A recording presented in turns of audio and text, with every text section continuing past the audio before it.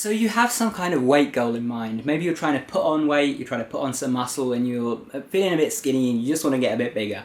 Or maybe you want to stay the same weight, you don't want to, increase in size, you don't want to decrease in size, you think you're perfect how you are and you want to make sure that you can maintain that. Or perhaps you have a lot of weight to lose or just a little and you want to get a bit slimmer for the summer. Whatever it is, whatever your goals, you need to be able to know how much you need to eat in order to actually achieve those goals.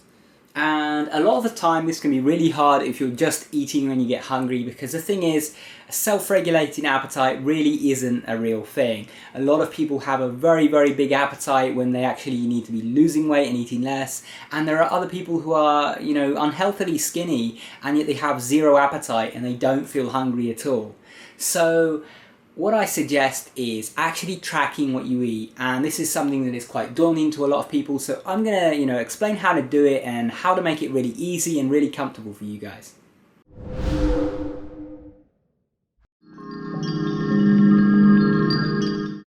Hey guys, welcome back to Tipharot. It's me, Matt here, and today we're talking calorie counting, tracking your food and why it's really helpful and how to make it easy to do. You see, a lot of people, they want to track their food. I was one of these people, I wanted to track my food, but I thought, God, this is going to be so boring and, time consuming.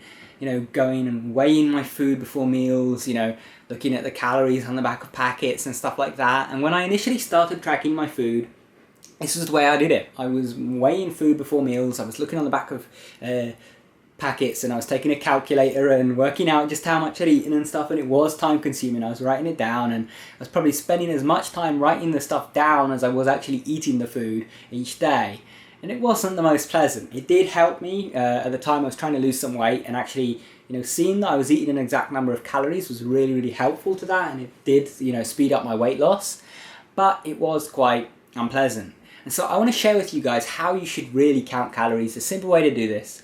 And first of all, I want to specify that I'm not sponsored in any way by this site that I'm about to mention. I'm only recommending it because I use it myself. I use this every day to track my food. So there is a site called Myfitnesspal.com and you can sign up there for free. They do have a premium version and stuff, but honestly I don't use that. I don't really see any reason to use that. Like, it has some extra features, but honestly the free version seems to have everything that you need for tracking your food. I mean, if you find some feature in there that you think is worth using, then fair enough, but to me the free version is all I need. So anyway, sign up to that site and you will find that you can do a few settings there. There is a settings option where you can set your goals. You can actually go to goals, and what you can do is you can type in a calorie number there. So if you don't already know how much you should be eating, then that's something you can work out by basically putting into Google how to work out your total daily energy expenditure, or your TDEE. I will probably make some videos about that at some point, so stay tuned for that if you want to, but I suggest going and looking it up now how to do it. You can check on my channel, maybe there's already a video about that out by now. But anyway, once you've worked out your TDEE, that's your maintenance calories, and that's what you need to eat to stay the same weight. If you're trying to put on some muscle and some weight, you might want to eat 200 to 300 calories more than this. If you're trying to lose weight, then about 500 to 600 calories less than this is a good number. So based on that, work out your number that you want to be eating each day and go to MyFitnessPal, go to your goals setting and just put in the new number, put in the number that you actually want to be eating at. And underneath that you will see percentages for carbs, fats and protein, and you don't have to worry too much about those numbers. If you do know how much protein and carbs and fats you want to be eating, you can set the percentages based on that. I personally don't like splitting my macronutrients up by percentages. I like doing them by weight. So for example, X amount of protein per pound of body weight and so on. So I don't really pay too much attention to those. I just set those to a rough number, so that it gives me roughly how much protein I need, roughly how much fat and roughly how much carbs, so I can see that I'm, in the ballpark. But you don't have to worry about that too much. If you're trying to lose or gain weight, the most important thing is your calories, how much you're consuming. So once you've got that set up, you want to go to the tab that says food. And on this tab, it's going to have several meals. You can configure these how you like. You can add new meals or rename the existing ones to whatever you like. I have a simple setup. I have basically my breakfast, my lunch, my dinner, my supper, and then I have a snacks bit where I just put in anything that I've eaten or drank outside of my meals. Now, what you do when you actually want to add in a meal is you click add food, and then you type in what you just ate.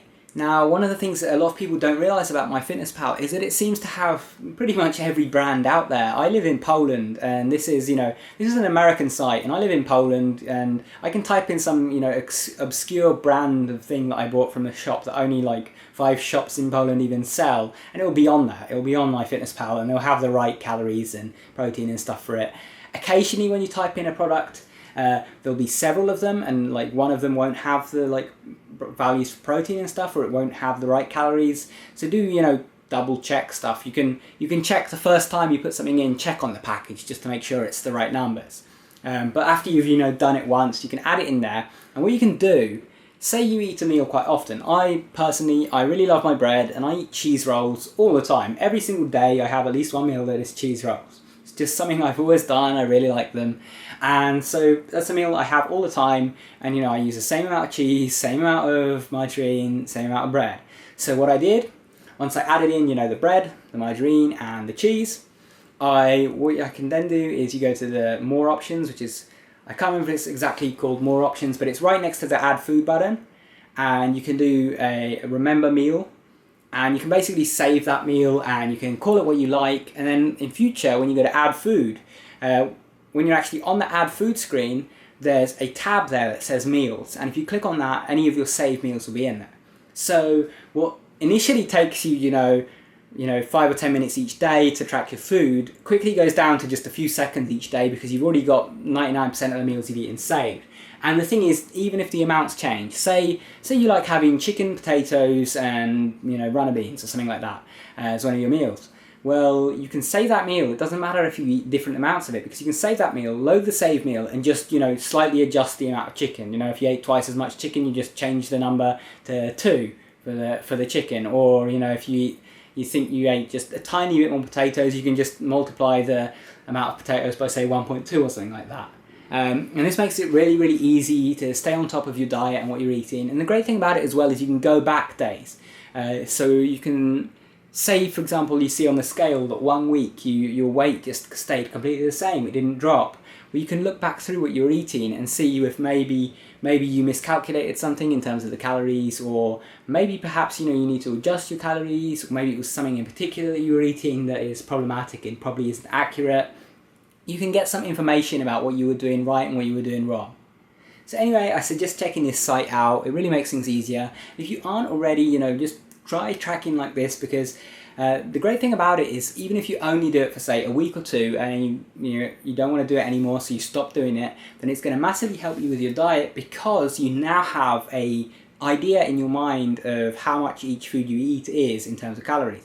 For me, I can be eating pretty much spot on the calories that I want to be eating without tracking my food whatsoever, because I know, I can even remember off the top of my head, the exact number of calories that a lot of the foods I eat are, because I've tracked them for so long. So this is really helpful, and whether you stay with it or not, even just doing it for a week or two is going to massively help you, and I really recommend trying it out.